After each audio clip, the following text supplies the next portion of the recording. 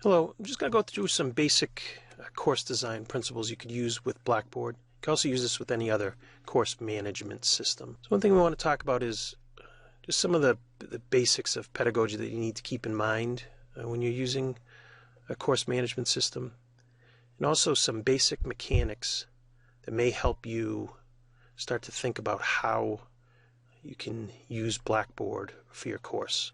Then I'll just end with some design tips for any type of course delivery method that can get you started using Blackboard in a good manner. So just some basics with pedagogy.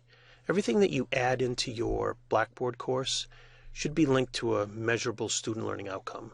So if you're going to add a discussion board, think how you're going to measure the discussion board and how it relates to the course itself.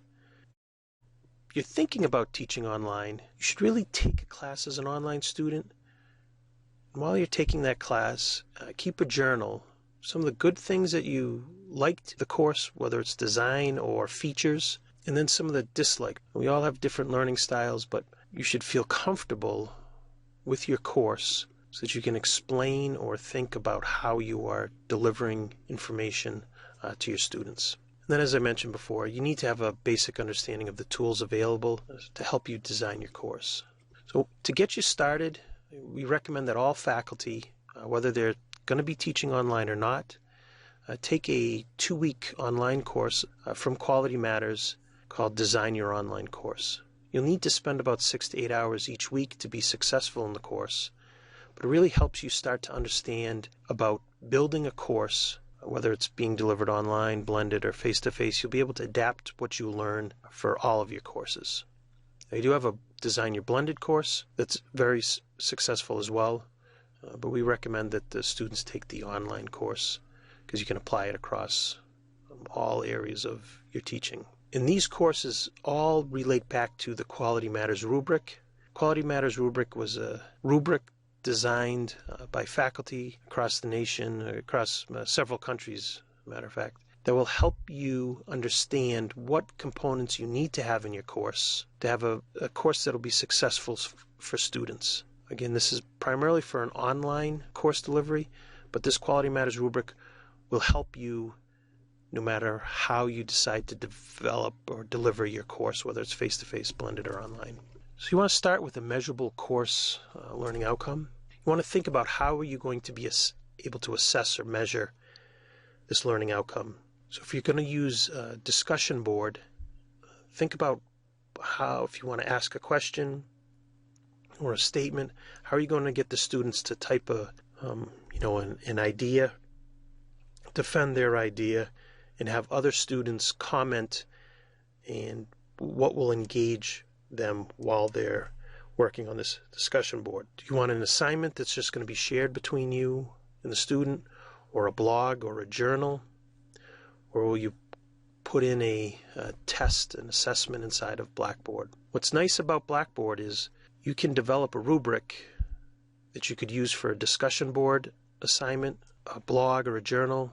Pretty much anything that you assess inside of Blackboard could be tied to the same rubric. And that will help you determine how you can assess or measure a student's progress in that learning outcome. Once you've decided how you'll be able to assess the student, then you can think about the resources that you will make available for the student. Are you going to send them to the library to get an article, post an article, a link to a government website or a publisher website? Do you have notes that you'll make available so that they'll be successful with this assignment? And then how are you going to keep them engaged? Is it how the length of time you keep discussion board active?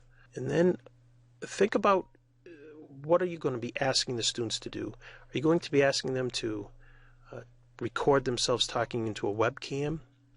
And if you do that, think about what technology will the students need to be able to access if they're at home. Will they be able to access it at your school? How difficult is it going to be for them so that they may have a barrier and they won't be successful doing this in your course? Now, there are some things that you are going to need them. You are going to need them to purchase this program because they need to use it and get comfortable using it and need to demonstrate that they can use it successfully in your course. So every course is a little different, but just think about the technology that you're going to be requiring of your students and how can you make it easier for them to be successful. So the bottom line is, whatever you add to the course, you need to make sure that you can assess it. Think about how you're going to be able to assess it. What materials are you going to be adding to make the students successful in your course? How are you going to keep them engaged through this process? And then what feedback are you going to provide the students so that they can understand if they were successful with this assignment, discussion board, etc. So some basic tips on course design. This will be for any type of delivery method. And as you're building the course, Blackboard is accessible for all students. If you have questions about how to make your materials accessible, you can contact your Student Disability Services Office, your ADA Compliance Officer, if you have instructional design staff, or your academic dean or provost. But this way you can make sure that what you add is accessible. Because again, Blackboard in its whole, before we get into it, is accessible. It meets several standards. We just want to make sure that what we're adding into Blackboard will be accessible. So we'll go through a few things, just some basics to make sure that your course is set up properly the first time. So you want to have areas that are easy for your students when they first access your course. They find where they should start. So if you have a content page called Start Here in Syllabus, you could add your syllabus to this area. You could give them some directions or an outline of your course. We'll be meeting Monday, Wednesday, and Friday every week.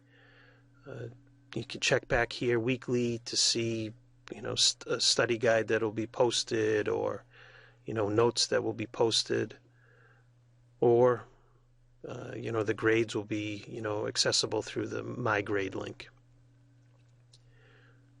Another thing I recommend is if you are adding content on a weekly basis, think about the folders that you will be adding the content into. This will help the students find material based on either the chapter, the topic, the module. Because if you copy a course over semester to semester, you may copy it and deliver it in a summer, which is a shortened semester, or into an accelerated semester. If you label it weeks, you may have to go in and relabel them. So if you're teaching anatomy and physiology or nursing, and you have a folder for the respiratory system, folder for the circulatory system. If you're English, you may have a folder for poetry and a folder for drama, so that you kind of group it by topics or modules, and it doesn't need to be defined by the week. And that'll help you as you're designing your course. You'll be able to use it semester to semester. Also, when you add in assignments or quizzes, recommend that you put O1 first.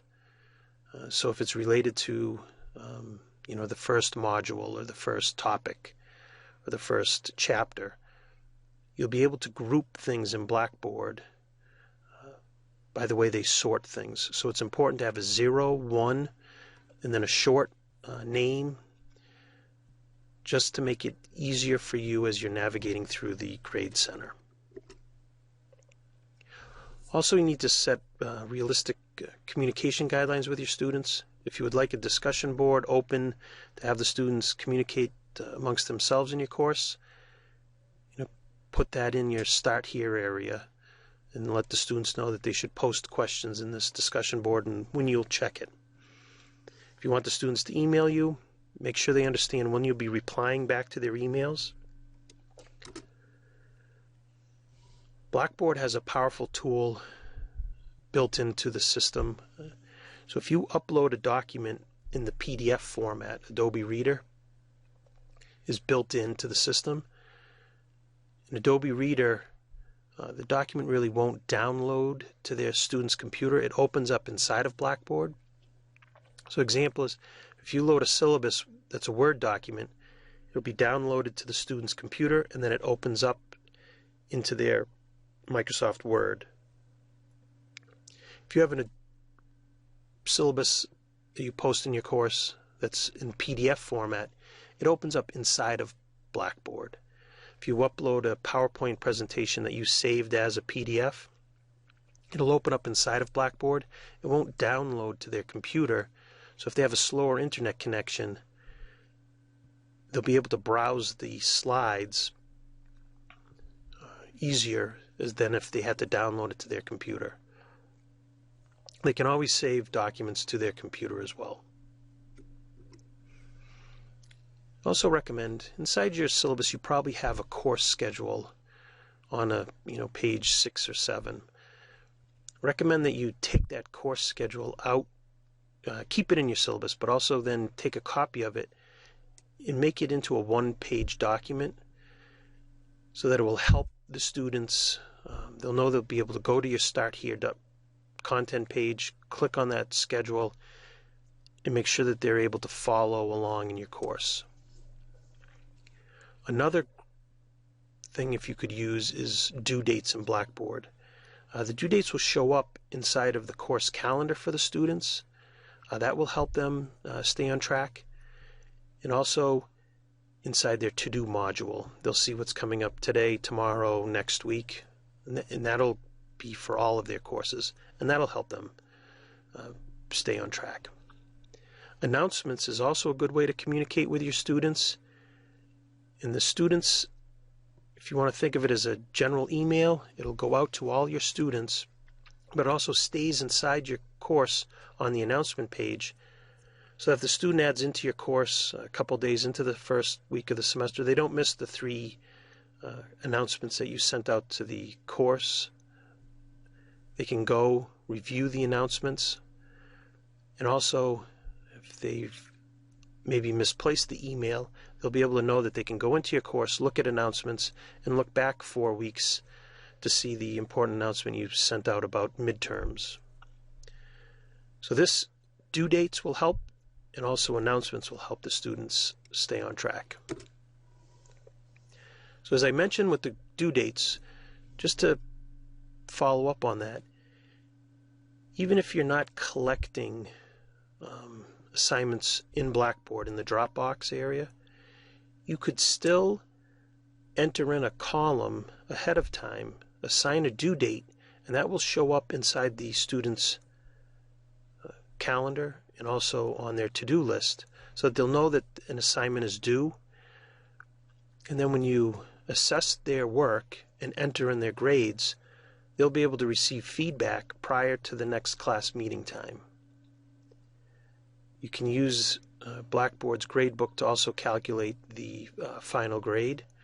It's like a big Excel spreadsheet. You can also use Blackboard to create an assignment, and the students can use it like a Dropbox, go up, submit an assignment, and then Blackboard will store those assignments, and you can grade inside of Blackboard. You can download, and enter comments, and then upload back to Blackboard. And lastly, I recommend using a course theme. This way you can just create a little more of a visual appeal to your course. You can make your course be a little different than just the default settings. I hope this has helped a little. Please access those videos to help you understand how you can work on developing your Blackboard course throughout the semester. You can copy over from semester to semester and keep on building to make it, every time that you use this for your course, a little easier. It will eventually benefit your students. Thank you. You can send an email. I'll try to get back to you within a couple days, and I'll try to answer your questions, comments, or concerns. Have a good day.